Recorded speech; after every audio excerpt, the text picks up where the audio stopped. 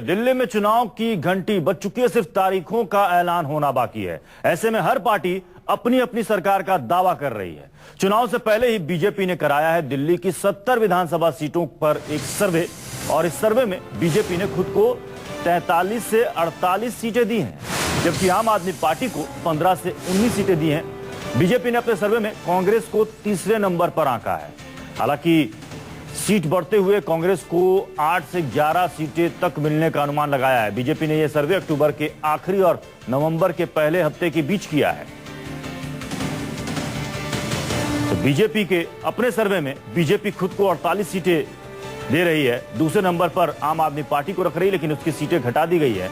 और Congress third number पर है, लेकिन पिछली बार जिस तरीके से कांग्रेस को 8 सीटें आई थी, सर्वे में अनुमान लगाया जा रहा है कि कांग्रेस को 8 की बजाय 11 सीटें आ सकती हैं। ये देखिए, ये है दिल्ली में बीजेपी का अपना सर्वे। 70 सीटों में बीजेपी कह रही कि 43 से 48 सीटें आएंगी। आम आदमी पार्टी को आएगी 15 से 19 सीटें, यानी दूसरे नंबर पर आएगी। कांग्रेस को 8 से 11 सीटें आ सकती हैं। ये बीजेपी का अपना सर्वे है, जिसमें वो खुद को सबसे बड़ी पार्टी 48 सीटों के साथ। आपको याद होगा कि जब नतीजे आए थे पिछले विधानसभा चुनाव में, तो उस वक्त बीजेपी को 32 सीटें मिली थी। इस बार बीजेपी कह रही कि 48 सीटें मिलेंगी।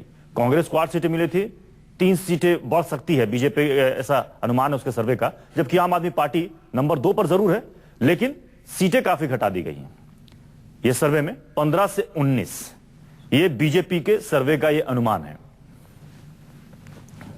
और यह सर्वे हुआ अक्टूबर के आखिरी हफ्ते और नवंबर के पहले हफ्ते के बीच का यह सर्वे है बीजेपी का अपना।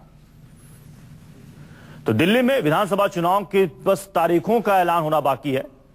कांग्रेस हो, बीजेपी हो या आम आदमी पार्टी हो, सभी अपनी अपनी सरकार का दावा ठोक रहे हैं। हमारे साथ रमन कुमार हमारे संवाददाता इस वक्त जुड़ चुके हैं। रमन, ये जो सर्वे है, अक्टूबर के आखिरी हफ्ते का ये सर्वे है, बीजेपी कह रही है कि 48 सीटें आएंगी। नंबर 2 पर वो रख रही है आम आदमी पार्टी को, लेकिन सीटें घटा रही हैं, जबकि कांग्रेस की सीटें 8 से 11 कर रही है। देखिए, अगर बात करें तो काफी ज्यादा इस बात का विश्लेषण हो रहा है कि पिछले चुनाव के मुकाबले आम आदमी पार्टी की सीट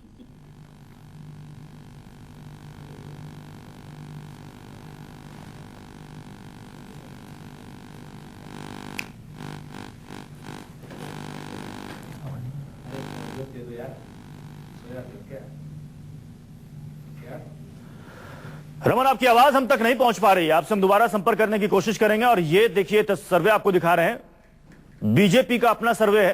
दिल्ली में विधानसभा सीटों को लेकर 70 सीटों में से किसे कितनी सीटें मिलेंगी, ये सर्वे के जरिए अनुमान लगाया गया है। बीजेपी ने खुद को सबसे बड़ी पार्टी बताया कि 48 सीटें बीजेपी को मिल सकती है। दूसरे नंबर पर रहेगी आम आदमी पार्टी, और कांग्रेस का इस बार भी नंबर तीसरा ही रहेगा। यानी कि कांग्रेस इस तरीके से रेस में बिल्कुल पिछड़ जाएगी। ये बीजेपी का अपना सर्वे है और उसके सर्वे का यह अनुमान है। 8 से 11 सीटें, हालांकि पिछली बार से 3 सीटें हो सकता है कि बढ़ जाएं, ऐसा सर्वे कह रहा है बीजेपी का अपना। 43 से 48 सीटें, पिछले बार बीजेपी को 31 प्लस 1 32 सीटें आई थी। इस बार बीजेपी कह रही कि उससे कहीं ज्यादा सीटें आएंगी, 48। देखिए, आम आदमी पार्टी की सीटें 18 से 19, यह बीजेपी का सर्वे कह रहा है। जबकि 28 सीटें जीती थी आम आदमी पार्टी ने विधानसभा चुनाव में, यानी कि आम आदमी पार्टी को एक बड़ा झटका लग सकता है। दूसरे नंबर पर रहेगी आम आदमी पार्टी, ऐसा बीजेपी का सर्वे और अनुमान है। हालांकि आपको याद होगा, अरविंद केजरीवाल लगातार ये कह रहे हैं कि बीजेपी डर रही थी चुनाव कराने से। और खैर, चलिए, अब चुनाव होंगे तो पता चल ही जाएगा कि कौन कितने पानी में है। हमारे साथ रमन कुमार हमारे संवाददाता एक बार फिर से जुड़ चुके हैं। रमन, सर्वे तो खैर कोई भी करा सकता है, चाहे वो बीजेपी हो, कांग्रेस हो, आम आदमी पार्टी हो। अक्टूबर के आखिरी हफ्ते का ये सर्वे है बीजेपी का। बीजेपी कह रही है कि हम 43 से 48 सीटें लाएंगी, लेकिन आम आदमी पार्टी की सीटें बीजेपी के सर्वे के मुताबिक काफी घटा दी गई हैं। देखिए प्रत्युष, कहीं ना कहीं भारतीय जनता पार्टी या सरकार को इस बात की जानकारी मिल चुकी है कि अब दिल्ली में भी काफी माहौल बीजेपी के पक्ष में या नरेंद्र मोदी के समर्थन में लोग उभर कर सामने आ रहे हैं। क्योंकि एक वक्त था जब आम आदमी पार्टी को इतनी सीटें मिली थी, जब अरविंद केजरीवाल मुख्यमंत्री बने थे, उस वक्त आम आदमी पार्टी की लहर चल रही थी। आम आदमी पार्टी, बीजेपी, उस वक्त भी आपने देखा था कि बीजेपी सबसे बड़ी पार्टी बनकर उभरी थी।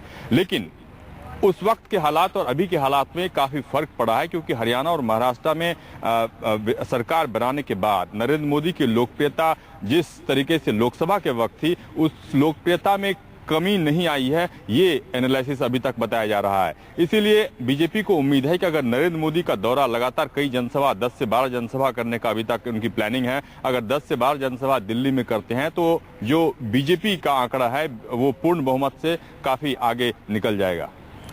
रमन, इसमें दिलचस्प बात यह है कि कांग्रेस को आई थी 8 सीटें, बीजेपी का सर्वे और अनुमान कह रहा है कि कांग्रेस को 11 सीटें आ सकती हैं, यानी कि 3 सीटें बढ़ सकती हैं।